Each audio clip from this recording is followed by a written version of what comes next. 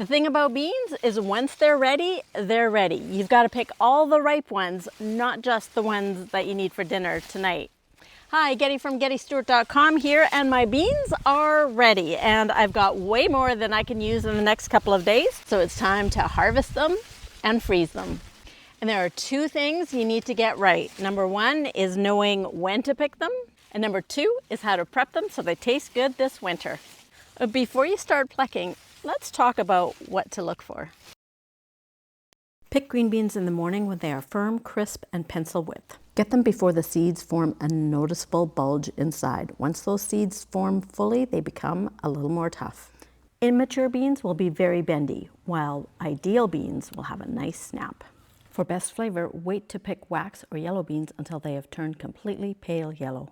Never pluck with one hand. Tugging can break the branches or pull the whole plant out of the soil. Use two hands, one to hold the plant and the other to grip the pod near the top. And always look under the bush and from different angles for those hidden beans. By carefully picking all the ripe beans, you'll extend the season for several weeks. Let's go blanch and freeze them. The next step, turn up the 80s tunes and start schnippling your beans. This reminds me so much of summers on the farm, where we had endless rows of beans.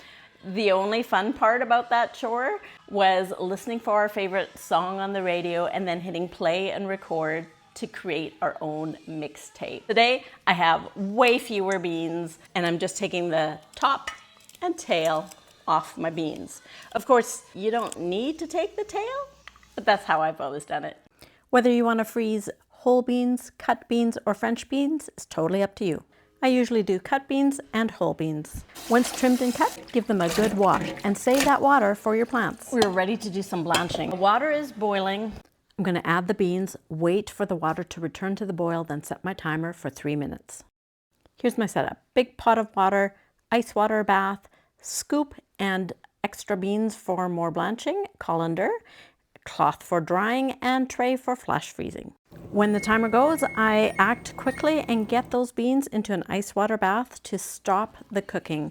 Then into the colander to drip dry, and then onto the towel to pat dry. The more moisture we take off, the less ice crystals we'll have. And now we're gonna put them in the freezer for an hour to 2 so we don't have big clumps of beans. Time to bag them and freeze them. Squeeze out as much air as you can, insert your straw, and then become the human vacuum sealer.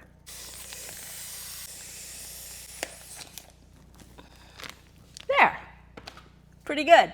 Put them in the freezer and use them within the year. Follow, subscribe, and come back to see what I did with those other beans.